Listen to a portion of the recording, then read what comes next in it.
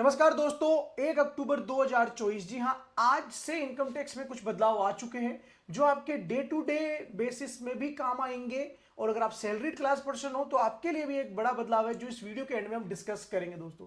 तो सबसे पहले हम बात करेंगे सेक्शन 193 की, जिसमें पहले कोई टीडीएस नहीं करता था, बट अब 10% टीडीएस काटने की लाइबिलिटी आ गई है दोस्तों। 194D जो बात करता था इंश्योरेंस कमीशन पेड, जो कि 1 अप्रैल 2025 से एप्लीकेबल होगा। ऑल दो तो जो पहले 5% टीडीएस कटता था इंश्योरेंस कमीशन पे, वो 2% ही कटेगा।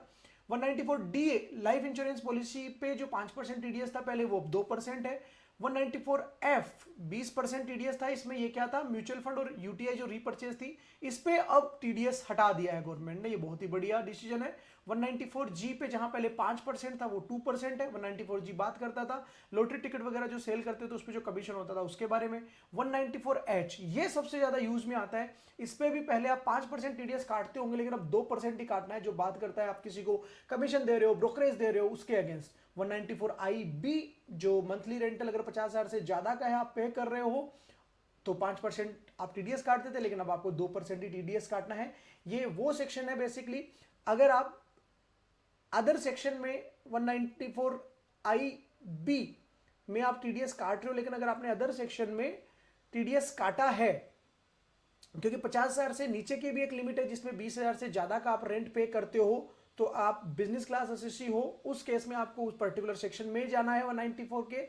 लेकिन अगर आप 50,000 से ज्यादा का रेंट दे रहे हो, बिजनेस एसएससी नहीं हो और उस दूसरे सेक्शन में आपने टीडीएस नहीं काटा है, तो यहाँ पे जो पहले 5% आप काट रहे थे आपको 2% काटना है। बेसिकली देखा गया है सैलरीड क्लास इंडिविजुअल के केस में, जो एचआरए वगैरह क्लेम करते हैं, जो रेंट का पेमेंट करते हैं, अगर आपका 50,000 से ज्यादा का रेंट है तो आपको मंथली रेंट अगर 50,000 से ज्यादा का है तो आपको इस चीज का ध्यान रखना है दोस्तों।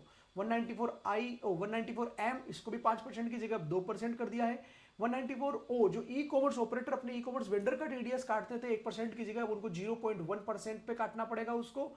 194T ये बड़ा इंटरेस्टिंग सेक्शन अब इंसर्ट कर दिया है। ये सेक्शन बोलता है, ऑल्दो एप्लीकेबल 1 अप्रैल 25 से है, ये सेक्शन बोलता है कि आप पार्टनरशिप फॉर्म और आपके पार्टनर्स को जो सैलरी रेम्युनरेशन इंटरेस्ट का पेमेंट कर रहे हो, इस पे अब 10% आपको टीडीएस काटना पड़ेगा। ये गेम चेंजर होने वाला है। 194IA इसमें टीडीएस की रेट में तो कोई चेंज नहीं है, लेकिन ये सेक्शन बोलता है, इसने एक क्लेरिफिकेशन दी कि अगर आप इमोबल प्रॉपर्टी खरीद रहे हो और उसकी वैल्यू 50 लाख से ऊपर है, एक से ज्यादा बायर हो, और अगर एक बायर के हिस्से में 50 लाख से कम वैल्यू आई है लेकिन ओवरऑल मिला के 50 लाख से ज्यादा की वैल्यू है, तो सभी बायर्स को अपने अपने हिस्से का टीडीएस 1% से काटना पड़ेगा दोस्तों। अब सैलरी क्लास वालों की एक स्पेशल बात करी जाए तो वो ये बात है कि टीसीएस का क्रेडिट भी अब उसके उनके एम्प्लॉयर को उनको देना पड़ेगा। टीसीएस क्या होता है दोस्तों, कुछ एक प्रोडक्ट्स, कुछ एक सर्विसेज ऐसी है गवर्नमेंट ने नोटिफाई किया हुआ है, अगर आप वो अवेल करने जाओगे तो आपको टीसीएस का पेमेंट करना पड़ता है। जैसे आप गाड़ी खरीदने जाते हो, एक एक्स अमाउंट से ऊपर की अगर आपकी कार है तो उस पर आपसे टीसीएस कलेक्ट करता है आपका कार वेंडर।